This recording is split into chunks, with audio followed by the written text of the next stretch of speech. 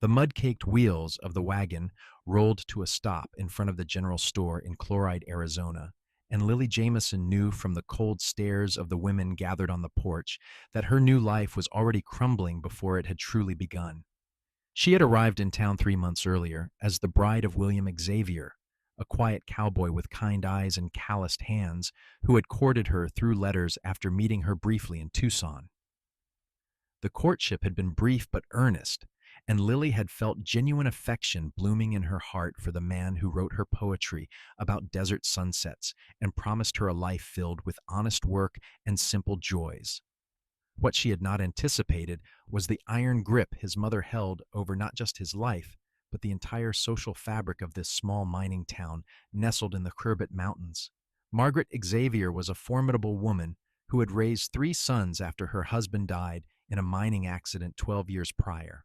She ran the boarding house with military precision, sat in the front pew of the church every Sunday, and considered herself the moral compass of Chloride. From the moment Lily had stepped off the stagecoach, Margaret had looked her up and down with eyes that could freeze water in July and pronounced her lacking. The first criticism had been about Lily's dress, which Margaret declared too bright and attention-seeking for a respectable married woman. Then it was her cooking, which was too heavily spiced and showed she had not been raised properly. When Lily planted herbs in the small garden behind the house William had built for them on the edge of town, Margaret told the ladies at church that it showed her daughter-in-law was more interested in frivolous pursuits than keeping a proper home. Every misstep, real or imagined, was cataloged and shared with the town's women, who hung on Margaret's every word. Lily stood on the porch of the general store now, her shopping basket hanging from her arm, and watched as 3 women she had tried to befriend turned their backs and walked away mid-conversation. The slight was deliberate and painful, and she felt heat rising in her cheeks that had nothing to do with the Arizona sun beating down on her bonnet. "Do not let them see you cry," she whispered to herself, straightening her spine and pushing open the door to the store. Inside, George Patterson, the store owner, gave her a sympathetic smile, but said nothing as she gathered flour, sugar, and the coffee beans William preferred. She could hear voices from the other aisle, unmistakably Margaret's sharp tone cutting through the quiet store. "I am only saying what everyone already knows. The girl cannot cook, cannot sew a straight seam, and spends her days reading books instead of keeping a proper house. My William deserves better. He works from dawn until dark, managing the cattle. And what does he come home to? A wife who burns the biscuits and has mud on her skirts from tramping around the desert collecting weeds." Another voice, belonging to Harriet Morrison, the banker's wife, murmured agreement. "It is concerning, Margaret. A man needs a wife who can take care of him properly, especially out here where life is so hard. She is not fit to be a rancher's wife," Margaret continued, her voice carrying clearly to where Lily stood frozen by the coffee beans. "I have tried to teach her, Lord knows I have tried, but she is stubborn and thinks she knows better. Mark my words. She will ruin my son's prospects. Who will want to do business with a man whose wife is the subject of gossip?" Lily's hands trembled as she set down the coffee tin. She wanted to march around the corner and defend herself, to tell these women that she worked from sunrise to sunset trying to make their small ranch house a home, that she was learning as fast as she could, that William had told her just that morning that her biscuits were getting better. But she knew it would do no good. Margaret had already made up her mind. And in a town like Chloride, where social standing meant everything, crossing the boarding house matriarch would only make things worse. She paid for her supplies quickly and left the store, grateful that the women were still in the back aisle and could not see the tears now streaming down her face. The walk back to the ranch took 30 minutes on foot, and she used every one of them to compose herself. William did not need to come home to a weeping wife. He had enough burdens. Their house was small but sturdy, built by William's own hands from timber hauled down from the mountains. It had 2 rooms, a bedroom, and a main room that served as kitchen, dining area, and sitting room. Lily had made curtains from fabric she bought with her own money she had earned teaching children to read back in Tucson before she married.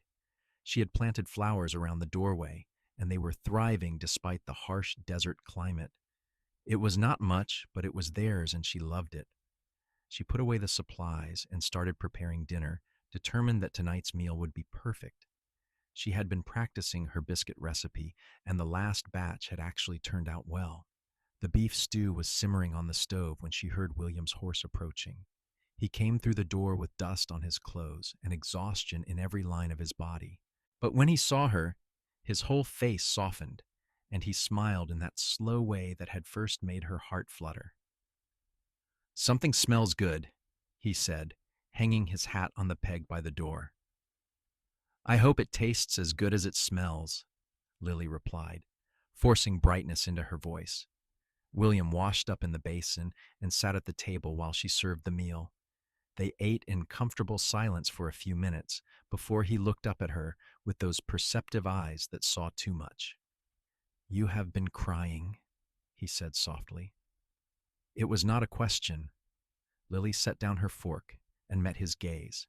She had promised herself she would be strong, that she would not burden him with this, but the concern in his eyes undid her resolve. "I overheard your mother at the store today," she admitted. "She was telling Mrs. Morrison that I am not fit to be your wife." William's jaw tightened and his hand curled into a fist on the table. "She said that where people could hear?" "I do not think she knew I was there. But William, it is not just today. She has been saying things to everyone in town for weeks. The other women will not speak to me anymore. They turn away when they see me coming. I have tried so hard to do everything right, but nothing is ever good enough for her." William pushed back from the table and stood, pacing to the window and back. "I will talk to her." "No," Lily said quickly. "That will only make it worse. She is your mother, and I know you love her. I just need to try harder. Maybe if I—" "Stop," William interrupted, returning to the table and taking both her hands in his. "Lily, listen to me. You are the best woman I know. You are kind and smart and brave. You left everything familiar to come to this hard place and build a life with me. You work yourself to exhaustion, trying to please people who have already decided not to give you a chance. My mother is wrong." The words were balm to her wounded heart, but Lily shook her head. "You have to say that. You are my husband." "I say it because it is true," William insisted. His blue eyes were fierce now, almost angry. "My mother has always been controlling. After my father died, she had to be strong to keep us all together, and I am grateful for that. But she thinks she knows what is best for everyone, and she cannot let go. My brothers moved away as soon as they could. I stayed because someone needed to, but I will not let her drive you away or make you doubt yourself." "What can we do?" Lily asked, her voice small. "She has the whole town believing her." William was quiet for a long moment, thinking. Then he said, "The summer social is next week. Everyone in town will be there. I want you to come with me, and I want you to hold your head high. Let them see what I see." "William, I do not think—" "Trust me," he said, squeezing her hands. "Please." She looked into his earnest face and felt something loosen in her chest. He believed in her even when she was struggling to believe in herself. That had to count for something. "All right," she agreed. "I will try." The week leading up to the social was difficult. Lily threw herself into preparing a dish to bring, settling on a recipe for honey cakes that her mother had taught her. She baked 3 test batches until she got them perfect, and William proclaimed them the best thing he had ever tasted. She mended her best dress, a soft green cotton that William had once said brought out her eyes, and tried not to think about how the other women would be dressed in finer things. The night of the social, William polished his boots and put on his cleanest shirt. He looked handsome and solid, and when he offered her his arm, Lily felt a surge of pride. Whatever else was wrong, she had married a good man. The social was held in the church hall, which had been decorated with paper lanterns and wildflowers. Music from a fiddle and guitar filled the air, and tables laden with food lined one wall. Lily placed her honey cakes on the table and immediately noticed Margaret standing nearby, surveying the offerings with a critical eye. Lily, Margaret acknowledged with a curt nod.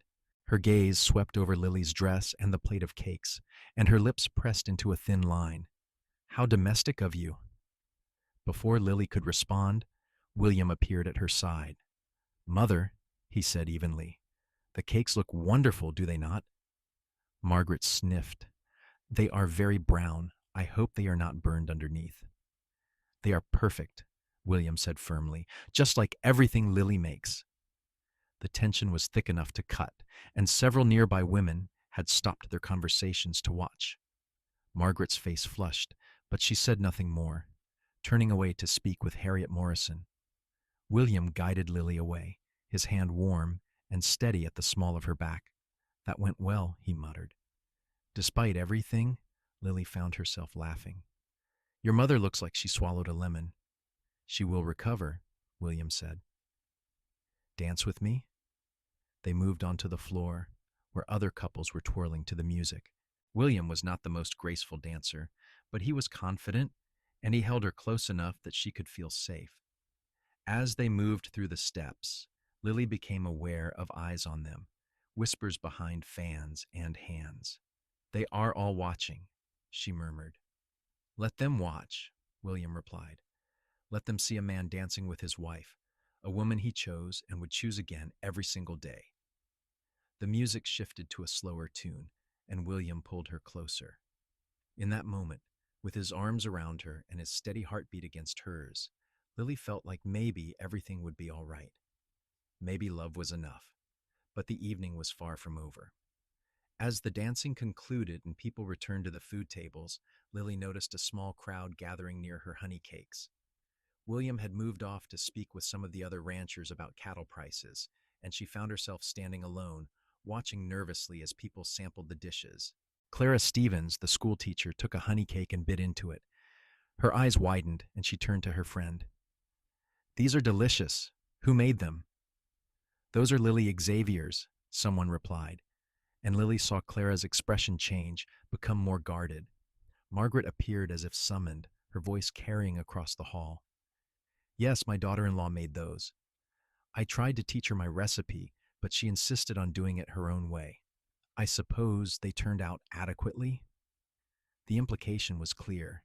Any success was despite Lily, not because of her. Lily felt her cheeks burn, but before she could respond, a strong voice cut through the chatter. Actually, Mrs. Xavier, those are the best honey cakes I have had in years. Everyone turned to see Samuel Griffith, the foreman of the largest ranch in the area, helping himself to a second cake.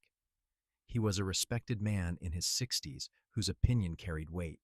My late wife used to make something similar, he continued, his weathered face thoughtful. These have just the right amount of honey and spice, real skill in the baking. You should be proud, Mrs. Xavier. Your daughter-in-law clearly has talent. Margaret's mouth opened and closed like a fish, but no sound came out. Around them, other people began taking the honey cakes, and murmurs of approval rippled through the crowd. Lily felt dizzy with relief and gratitude. William materialized at her side, and from the expression on his face, she knew he had heard everything. He shook Mr. Griffith's hand and thanked him, then turned to the assembled crowd. I want to say something, he announced, his voice firm and clear. The hall gradually quieted, all eyes turning to him. Lily's heart began to pound. What was he doing? My wife Lily came to Chloride 3 months ago, William began. She came from a good family in Tucson to marry a cowboy she barely knew, to live in a 2-room house miles from town, to build a life in hard country. That takes courage. That takes strength. He paused, and Lily could see Margaret's face darkening. Since she arrived, I have heard whispers and gossip. I have heard people question whether she is fit to be a rancher's wife. I have watched her work from dawn to dusk, learning to manage a household in the desert, learning to stretch every penny, learning to be alone for days at a time when I am out with the herd. I have watched her face rejection and unkindness with grace. The hall was completely silent now. Lily wanted to tell him to stop, that he was making things worse, but she could not find her voice. So let me make this clear to everyone here, William continued, and now his eyes found Margaret in the crowd. Lily Jameson Xavier is the best woman I know. She is kind, intelligent, hardworking, and brave. Any man would be lucky to have her as a wife. I am honored that she chose me. And if anyone in this town has a problem with my wife, then they have a problem with me. The silence that followed was deafening. Lily could feel every eye in the room on them, could see the shock on Margaret's face, the surprise on the faces of the other townspeople. She did not know whether to cry or laugh or run from the room. Then something unexpected happened. Samuel Griffith began to clap. Slowly, deliberately, his weathered hands coming together in applause. And then others joined in. Not everyone, not Margaret or her closest friends, but enough. Enough that Lily felt tears spilling down her cheeks, tears of relief and gratitude and love for this man who had just put his reputation on the line for her. William took her hand and squeezed it, and she squeezed back, unable to speak around the lump in her throat. The rest of the evening passed in a blur. Some people were warmer to her than they had been before, though others maintained their distance. Margaret left early, her face set in hard lines, and Lily knew there would be consequences for what William had done. On the ride home, they sat close together on the wagon bench, the moon illuminating the desert landscape around them. The night was cool, the stars brilliant overhead. "You should not have done that," Lily finally said, though her hand was still clasped tightly in his. "I should have done it sooner," William replied. "I have let my mother's opinions matter too much for too long.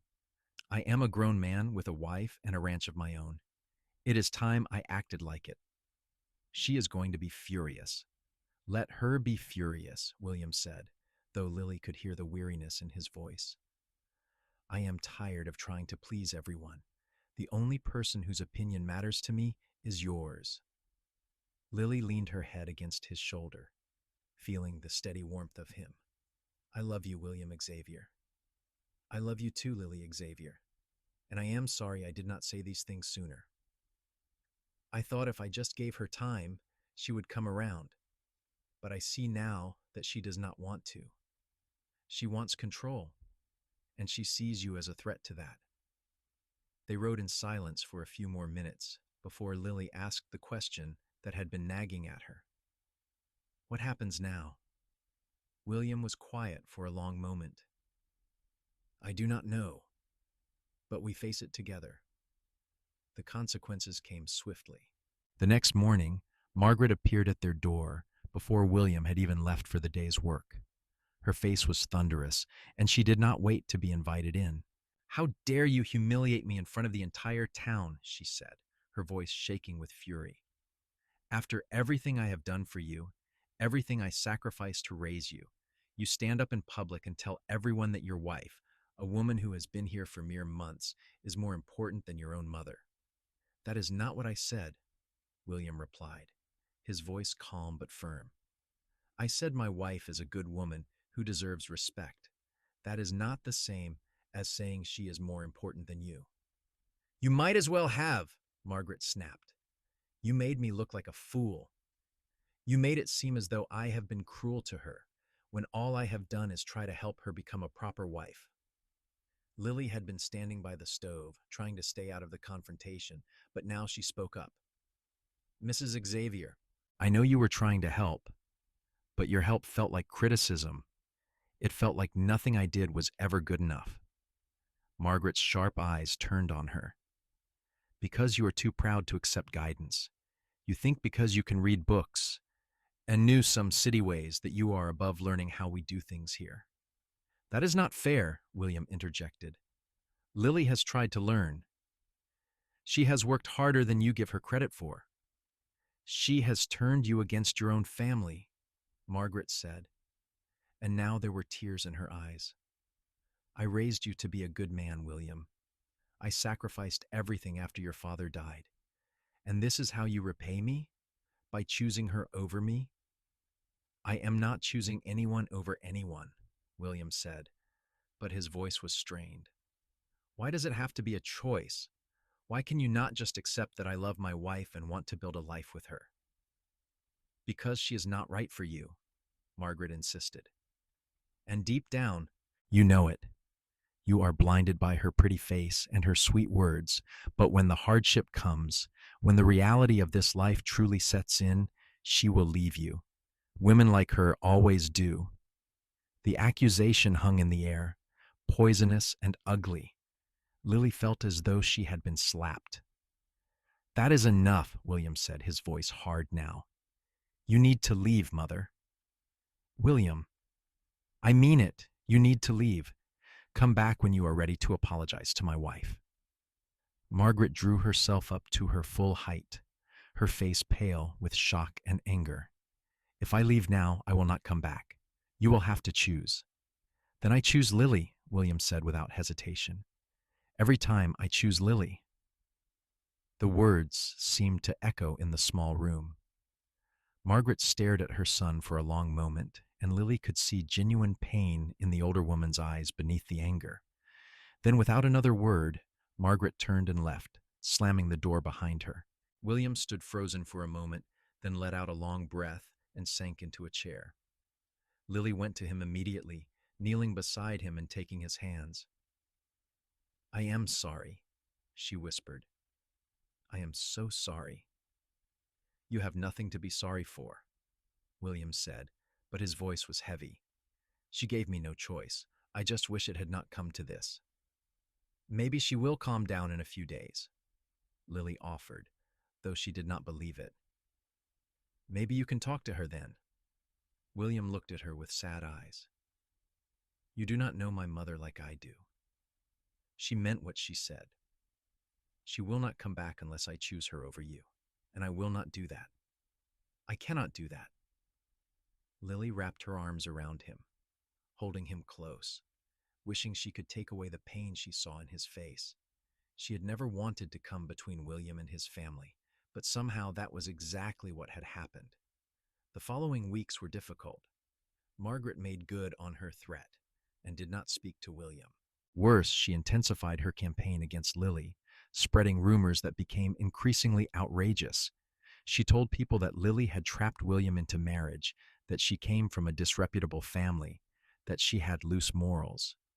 The stories were absurd, but in a small town starved for gossip, they took root and grew. Lily found herself increasingly isolated. When she went to town for supplies, women would cross the street to avoid her. Men who had been friendly to William began to keep their distance. Even the church, which should have been a refuge, became a place of uncomfortable stares and whispered conversations that stopped when she walked by. Through it all, William remained steadfast. He defended her at every opportunity, but Lily could see the toll it was taking on him. His face grew more drawn, his shoulders more bowed. The ranch work was hard enough without adding the weight of social ostracism. Maybe we should leave, Lily suggested one night as they lay in bed, the darkness making it easier to voice the thought that had been growing in her mind. We could go somewhere new, start over where your mother's influence does not reach. William was silent for so long that she thought he had fallen asleep. Then he said, Is that what you want? I want you to be happy, Lily replied honestly. I want us to have a life where we are not constantly fighting just to be accepted. Running away will not solve anything, William said slowly. My mother will see it as proof that she was right, that you were not strong enough for this life. And I built this ranch with my own hands, Lily. This is my home. Then what do we do? Lily asked, hearing the desperation in her own voice. How do we fight this? We keep living, William said, rolling over to face her in the darkness. We keep being good people, keep doing good work. Eventually, the truth becomes undeniable. Lily wanted to believe him, but she was not sure anymore. Margaret's influence ran deep, and the lies seemed to spread faster than any truth could. The situation came to a head on a scorching afternoon in late July. Lily had gone to town to buy supplies, dreading the trip but unable to put it off any longer. They were nearly out of flour and coffee, and William needed new leather for his saddle. She tied their horse to the post outside the general store and took a deep breath before going inside. The store was empty except for George Patterson behind the counter and two women browsing the fabric. One of them was Harriet Morrison. The other was a younger woman Lily did not recognize. She gathered her supplies quickly, trying to be invisible, but as she approached the counter to pay, she heard Harriet's voice, pitched to Carrie. I heard she was caught entertaining a traveling salesman while William was out with the cattle, Harriet said to her companion. Margaret Xavier saw it with her own eyes. The lie was so outrageous, so cruel, that for a moment Lily could not breathe. She stood frozen at the counter, her purchases forgotten, as Harriet continued. Margaret tried to warn William before he married her, but he would not listen. Now he is paying the price. That girl will ruin his reputation and his business. No decent person will want to associate with him as long as he is married to her. Something inside Lily snapped. She had endured months of whispers and cold shoulders, had watched her husband suffer because of her, had tried to be patient and kind and prove herself through quiet dignity. But this was too much. She turned to face Harriet Morrison, and her voice when she spoke was shaking but clear. That is a lie, Mrs. Morrison. I have never entertained any man except my husband. I have never been unfaithful in thought or deed, and you know that. You all know that. Harriet's face flushed, but she lifted her chin defiantly. I only repeat what I have been told by reliable sources. By Margaret Xavier, you mean, Lily said. A woman who has been spreading lies about me since the day I arrived because she cannot stand that her son chose me over obeying her for the rest of his life. How dare you speak about Mrs. Xavier that way? Harriet gasped. She is a pillar of this community. She is a controlling woman who would rather destroy her son's happiness than admit she might be wrong, Lily shot back. The other woman in the store looked shocked, and even George Patterson had stopped what he was doing to stare. But Lily was past caring. And you are all complicit. You spread her lies and shut me out without ever giving me a chance. You decided I was not good enough based on nothing but her word. Well, Harriet huffed, this just proves what sort of woman you are. No proper lady would speak so boldly. Maybe I am tired of being a proper lady, Lily said. Maybe I am tired of being silent while people tear me apart. I came to this town in good faith. I married a good man and have tried my best to be a good wife. I do not deserve this treatment, and William certainly does not deserve to be punished because his mother cannot let go. She turned back to the counter, her hands shaking as she counted out coins for her purchases. The silence in the store was absolute. George took her money without meeting her eyes, and Lily gathered her things and walked out with as much dignity as she could muster. It was only when she was outside, standing by the horse, that the reaction set in. Her whole body began to tremble and tears threatened to spill over. She had just made everything worse. Now Margaret would have even more ammunition, would be able to say that Lily was disrespectful and had a terrible temper. Mrs. Xavier? Lily turned to see a young woman approaching, someone she had noticed around town but never spoken to. The woman had kind eyes and an uncertain smile. I am Dorothy Parker, the woman said. My husband and I run the small farm north of town. I am sorry if my outburst offended you, Lily began, but Dorothy shook her head.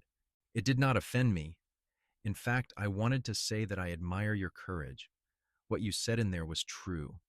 I have watched the way the women in this town treated you, and it has not been right. But Margaret Xavier has so much influence that no one dares speak against her. Lily stared at the young woman, hardly daring to believe what she was hearing. You believe me? Of course I believe you, Dorothy said. My husband and I are newer to town ourselves, only 2 years here. I know how hard it is to be an outsider. I know how cruel people can be when they decide you do not fit their expectations. She hesitated, then added, I would like to be your friend, if you will let me. The simple offer, coming after months of rejection, nearly undid Lily completely. I would like that very much, she managed to say. Dorothy smiled. Good. Come visit me this week. I will make tea and we can talk without the whole town watching. After Dorothy left, Lily climbed onto the horse and started the ride home, her emotions in turmoil. The confrontation had been frightening, but Dorothy's kindness had given her a fragile hope. Maybe she was not as alone as she thought. When she reached the ranch, William was in the corral working with one of the horses. He looked up at her approach and immediately knew something was wrong. He tied off the horse and came to help her down. What happened? He asked, scanning her face. Lily told him everything, the lies Harriet had repeated, her own outburst, the offer of friendship from Dorothy Parker. William listened in silence, his jaw getting tighter with each detail. I am going to town, he said when she finished. I am going to set the record straight. No, Lily said, grabbing his arm. Please, William. It will only make things worse. I should not have lost my temper. Now your mother has exactly what she wanted, proof that I am not fit to be part of this community. She has proof of nothing except that you are human, William said. You have taken abuse for months without complaint. Anyone would have reached their breaking point. But I made things worse, Lily insisted. I should have just stayed quiet. William took her face in his hands, forcing her to look at him. No, you have been quiet long enough. You stood up for yourself, and I am proud of you. Let me stand up for you too. How? Lily asked. How can we fight this? Your mother has the whole town on her side. Maybe not the whole town, William said, thinking of Dorothy Parker. And even if they are, we still have each other. We still have this ranch and our life together. That is what matters. Over the following days, William made good on his promise. He went to town and spoke to anyone who would listen, calmly and firmly defending his wife and setting the record straight about Margaret's lies. Some people listened, some turned away, but slowly, grudgingly, a few began to question the stories they had been told. Samuel Griffith, the respected foreman, made a point of visiting the ranch and telling William that he believed him. He had known Margaret for years, he said, and while she was a strong woman, she could also be vindictive when she felt crossed. Dorothy Parker proved to be a true friend. She invited Lily to her farm, and the two women spent an afternoon talking and laughing like they had known each other for years. Dorothy introduced Lily to two other women who were also newer to town and had felt the sting of Margaret's disapproval for various reasons. Slowly, tentatively, Lily began to build a circle of friends. But Margaret's influence remained strong, and the divide in the town deepened. There were those who supported William and Lily, and those who remained loyal to Margaret. Church services became uncomfortable affairs, with the congregation clearly split. Business dealings became complicated as people had to choose sides. Through it all, William and Lily's relationship deepened. The adversity that might have torn apart a weaker marriage instead forged them into a stronger unit. They relied on each other completely, finding comfort and strength in their partnership. On difficult days, they would sit on their porch in the evenings, watching the sun set over the desert mountains, and remind each other why they had chosen this life. I do not regret marrying you, Lily told William one evening as they sat watching the stars emerge. Even with everything that has happened, I would choose you again. And I would choose you, William replied, pulling her close. Every single time. The turning point came in September, when a flash flood swept through the area after a rare desert storm. The dry creek bed that ran through town became a raging torrent, and several buildings near the water were damaged. Worse, Dorothy Parker's farm was directly in the flood path, and the small house she shared with her husband was partially destroyed. When word reached Lily, she immediately began gathering supplies. They had extra blankets and food, and she loaded everything into the wagon without a second thought. I am coming with you, William said, hitching up the horse. They arrived at the Parker farm to find Dorothy and her husband Thomas trying to salvage what they could from the damaged house. Water had swept through the main room, ruining furniture and supplies. Dorothy looked exhausted and near tears. Lily jumped down from the wagon and immediately went to her friend, wrapping her in a hug. We brought supplies, and William can help Thomas with repairs. Over the next week, Lily practically lived at the Parker farm. She helped Dorothy clean up the water damage, dry out what could be saved, and make plans for rebuilding. William spent every spare moment helping Thomas shore up the damaged walls and fix the roof. Other friends from Lily's small circle came to help as well, bringing food and supplies and labor. Margaret's friends remained noticeably absent. The contrast did not go unnoticed by the rest of the town. Here was tangible proof of who was willing to help when crisis struck and who was more concerned with maintaining social divisions. Even some of Margaret's staunchest allies began to question their positions. One afternoon, as Lily was scrubbing water stains from the Parker's floor, Clara Stevens, the schoolteacher, appeared at the door with a basket of food. "I brought dinner," she said awkwardly. "I thought you might all be too busy to cook." Lily stood, wiping her hands on her apron, and looked at Clara with surprise. Clara had been one of the women who had turned her back at the general store months earlier. "Thank you," Lily said carefully. "That is very kind." Clara set down the basket and hesitated, clearly struggling with something. Finally, she said, "I owe you an apology, Mrs. Xavier. I have treated you poorly based on gossip and lies. Watching you these past weeks, seeing how you have helped the Parkers without thought for yourself, has shown me what kind of person you truly are. I am ashamed of my behavior." The apology was so unexpected that Lily hardly knew how to respond. "I appreciate you saying that," she finally managed. "Margaret Xavier is my friend," Clara continued, "but I am beginning to see that she has not been fair to you. A good person shows their character through their actions, and your actions speak clearly."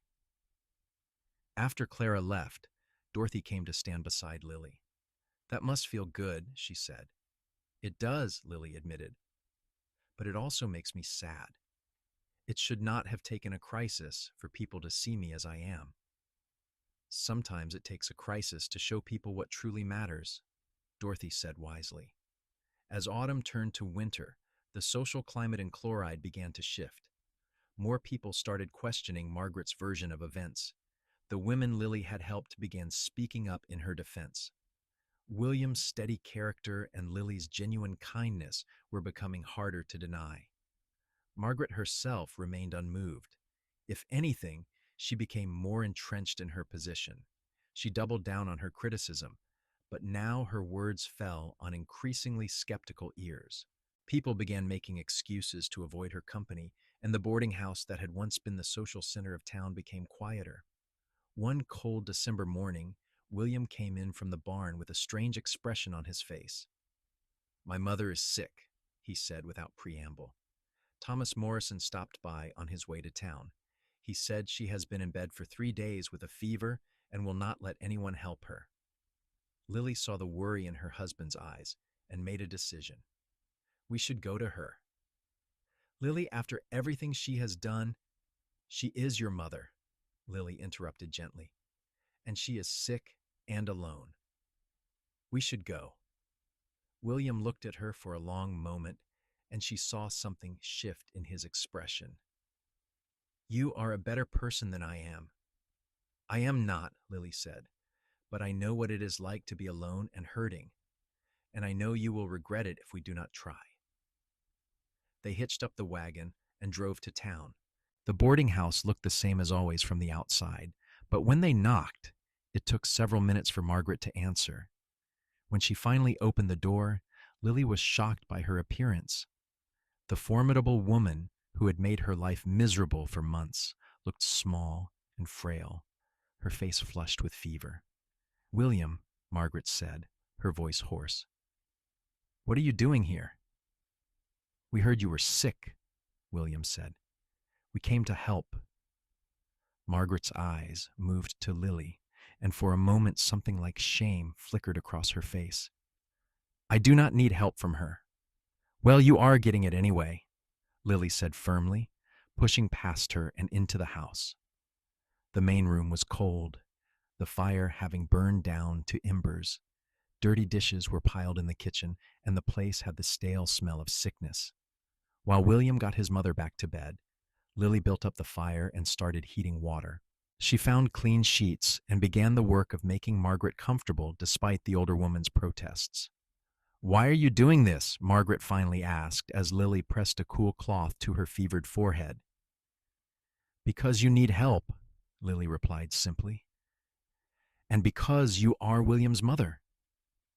"I have been terrible to you," Margaret said, and now there were tears in her eyes. "I have said awful things, spread lies. Why would you help me after all of that?" Lily was quiet for a moment, considering her answer. "Because holding on to anger and bitterness helps no one," she finally said. "And because I like to think that people can change, can admit when they have been wrong. I hope you are one of those people, Mrs. Xavier." Over the next week, Lily came every day to care for Margaret. She cooked nourishing meals, changed bedding, administered the medicine that the doctor prescribed. William came when he could, but the ranch still needed tending, so most of the nursing fell to Lily. It would have been easy to do the minimum, to provide care without warmth, but that was not in Lily's nature. She was gentle and patient, and as Margaret's fever broke and she began to recover, the two women began, haltingly, to talk. "I was wrong about you," Margaret admitted one afternoon as Lily was spooning broth into her. "I see that now. I thought you were weak, that you would take my son away from me, but you are strong, stronger than I gave you credit for." "I only wanted to be a good wife to William," Lily said. "I never wanted to come between you." "I know that now," Margaret said. "But at the time, I could only see what I was losing, not what William was gaining." She paused, looking down at her hands. "After my husband died, my sons were all I had. They were my whole world. When the older boys left, I held on tighter to William. Too tight. I did not want to lose him too." "You have not lost him," Lily said gently. "He still loves you. He was worried sick when he heard you were ill." "But he chose you over me," Margaret said, and though there was sadness in her voice, there was also a kind of acceptance. "And he was right to. That is what a husband should do, cleave to his wife. I just could not see it." "Maybe we could start over," Lily suggested tentatively. "Maybe we could try to be family, the way it should have been from the beginning." Margaret reached out and took Lily's hand, her grip surprisingly strong. "I would like that, and Lily, I am sorry, truly sorry for everything I said and did. I will make it right with the town." And she did. As soon as Margaret was well enough to leave the house, she began the work of undoing the damage she had caused. She went to each of the women she had influenced and told them the truth, that Lily was a good woman, a good wife, and that she had been wrong to speak against her. She stood up in church and publicly apologized for her behavior. It was not easy, and it did not happen overnight.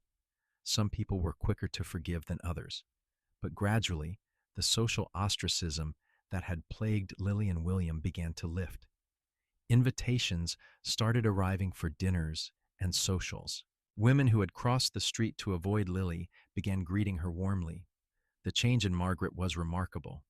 She was still a strong personality, still someone who spoke her mind, but she was humbler now, more willing to listen. She and Lily developed a careful but genuine friendship, built on mutual respect rather than obligation.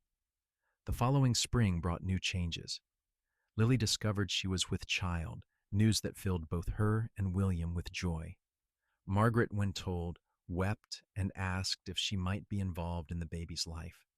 Lily, seeing the genuine emotion in her mother-in-law's eyes, agreed without hesitation. The pregnancy progressed smoothly, and Lily bloomed despite the desert heat. Dorothy Parker was expecting as well, and the two women spent many afternoons together, making plans and sewing tiny clothes. William was beside himself with excitement, building a cradle with his own hands and child-proofing the house in a dozen unnecessary ways that made Lily laugh. In October of 1882, nearly a year and a half after Lily had first arrived in Chloride, she gave birth to a healthy baby boy. They named him Robert after William's father. Margaret held her grandson for the first time with tears streaming down her face, and she looked at Lily with something like awe. "Thank you," she whispered. "Thank you for this gift and for giving me a second chance." The months that followed were some of the happiest of Lily's life. Motherhood suited her, and little Robert was a joy despite the sleepless nights and constant work. William proved to be a devoted father, and Margaret a surprisingly helpful grandmother. The ranch prospered, the cattle herd grew, and William began making plans to expand their house. Lily's friendship circle widened as well.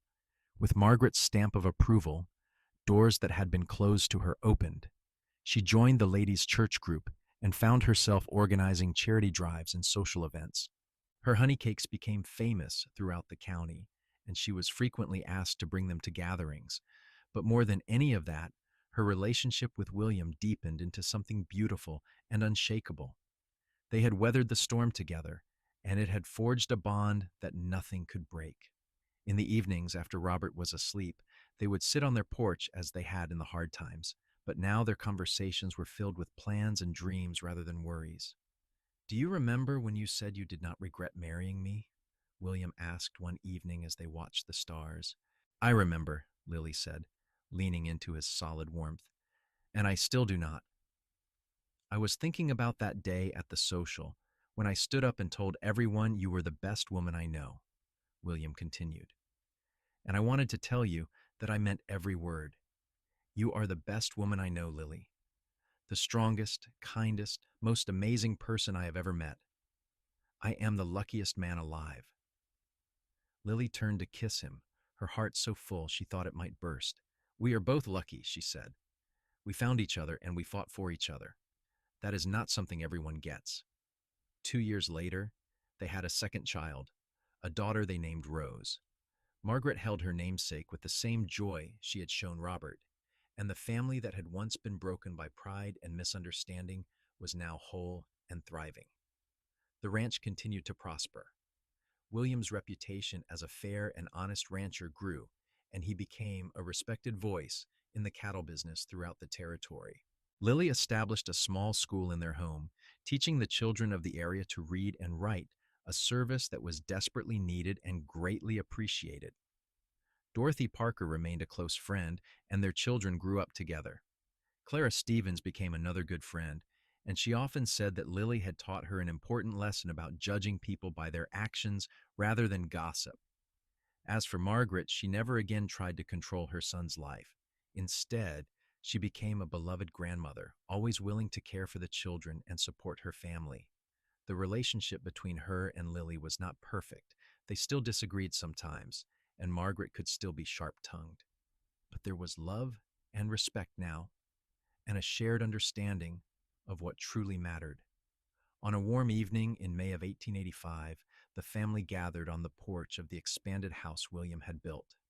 Robert was 3 now, running around with boundless energy. Rose was a toddler taking uncertain steps. Margaret sat in a rocking chair, watching her grandchildren with a contented smile. Dorothy and Thomas Parker were visiting with their own children. William wrapped his arm around Lily's waist and pulled her close. "Happy?" he asked. Lily looked around at the scene before her. The children playing, the friends laughing, the family united, the home she had helped build in this harsh but beautiful land. She thought about how far they had come from that first day when she had arrived to cold stares and rejection. She thought about the fights and tears, the lonely nights and difficult days. And she thought about how it had all been worth it. "Yes," she said, looking up into her husband's eyes. "Happier than I ever dreamed possible." William kissed her forehead. "Good, because I plan to spend the rest of my life making sure you stay that way." As the sun set over the Arizona desert, painting the sky in shades of orange and gold, Lily Jameson Xavier knew that she had found what she had been searching for all along. Not just a husband or a home, but a place to belong, a family to love, and a life filled with purpose and joy. The town that had once rejected her now embraced her. The mother-in-law, who had tried to drive her away, now called her daughter, and the cowboy, who had stood up for her when no one else would continue to stand by her side, loving her more with each passing day. Years later, when their children were grown and starting families of their own, people in Chloride still talked about William and Lily Xavier. They spoke of the difficult early days, of the courage it took to stand up to social pressure, of the transformation in Margaret Xavier, and of the strength of a love that could weather any storm. But more than that, they spoke of how Lily Xavier had become one of the most respected women in town, known for her kindness, her intelligence, and her unwavering support of her family and community. They spoke of how William Xavier was a man who kept his word, who stood by his convictions, and who had been right when he said his wife was the best woman he knew. The ranch continued to thrive across the generations. Robert grew up to take over the cattle business, and Rose became a teacher like her mother. They married and had children of their own, and the Xavier family became a pillar of the community. Margaret lived to see her great-grandchildren, and in her final days, she held Lily's hand and thanked her again for her patience and forgiveness. She died peacefully in 1892, surrounded by family, a woman who had learned the hard way that love is stronger than pride. William and Lily grew old together in the house he had built for her, watching the seasons change over the desert landscape they both loved. They faced hardships, as everyone does, droughts and difficult winters, cattle disease and economic downturns. But they faced them together, their bond only growing stronger with time. On their 30th wedding anniversary, their children and grandchildren gathered for a celebration. Robert stood up to make a toast, and his words echoed the ones his father had spoken so many years before. My mother came to Chloride when she was young, to marry a man she barely knew, to build a life in a hard place, he said. She faced rejection and cruelty, but she never gave up. She showed us what strength really looks like, what grace means, what true love can accomplish. My father was right all those years ago when he said she was the best woman he knew. She is the best woman we all know. Lily, her hair now silver, but her eyes still bright, looked around at the faces of her family and felt overwhelming gratitude. The journey had been difficult, but it had led her here, to this moment, surrounded by love and belonging. William took her hand, his grip still strong despite his 70 years, and smiled at her with all the love and devotion that had sustained them through good times and bad. "Still no regrets?" he asked, echoing a conversation from long ago. "Not a single one," Lily replied. "You? Only that I did not meet you sooner," William said, and kissed her as their family cheered. They lived out their remaining years in peace and contentment, secure in the knowledge that they had built something lasting. When William passed away in 1907, Lily held his hand and told him she would love him forever. She followed him 2 years later, dying peacefully in her sleep with her children by her side. The town of Chloride, Arizona, mourned the passing of two of its most beloved citizens. At the funeral, the church was packed with people whose lives had been touched by the Xavier family. The minister spoke of faith and perseverance, of a love story that had become legend, of two people who had shown what was possible when you refused to let prejudice and misunderstanding win. As Robert stood at his mother's grave, watching the sun set over the desert mountains, he remembered all the stories she had told him about those early days, about a mother-in-law who had spread lies, about a town that had rejected her, and about a cowboy who had stood up and said she was the best woman he knew. And Robert smiled through his tears because his father had been absolutely right. The Xavier Ranch continued for generations, a testament to the foundation William and Lily had built. Their story became part of the town's history, told and retold as an example of courage, love, and the power of standing up for what is right. In the main street of modern Chloride, long after the Wild West days had faded into history, a historical marker was placed commemorating the Xavier family and their contributions to the town. It told the story of William and Lily, of the hardships they faced, and the love that carried them through. But no marker could fully capture what they had meant to each other. The private moments of tenderness and strength, the way they had built a life together against all odds. That story lived on in their descendants, in the values they had passed down, in the example they had set. It lived on in the simple truth that William Xavier had proclaimed that night at the social, a truth that had proven itself over a lifetime. Lily Jameson Xavier was the best woman he knew, and loving her had been the best decision he ever made. And in the end, that was all that really mattered. Not the gossip or the social pressure, not the pride or the prejudice, but the love between two people who chose each other every single day and built a beautiful life together in the Arizona desert. Their story was one of heartache and triumph, of rejection and acceptance, of human weakness and human strength. It was a story that proved that sometimes the hardest fights are worth fighting, that standing up for the people you love matters more than social approval, and that true love can weather any storm. It was a love story for the ages, written in the red dust of Arizona, forged in the fires of adversity, and sealed with the kind of devotion that comes only once in a lifetime. And though William and Lily Xavier were long gone, their love remained, a beacon for all who came after, proof that the best things in life are worth fighting for.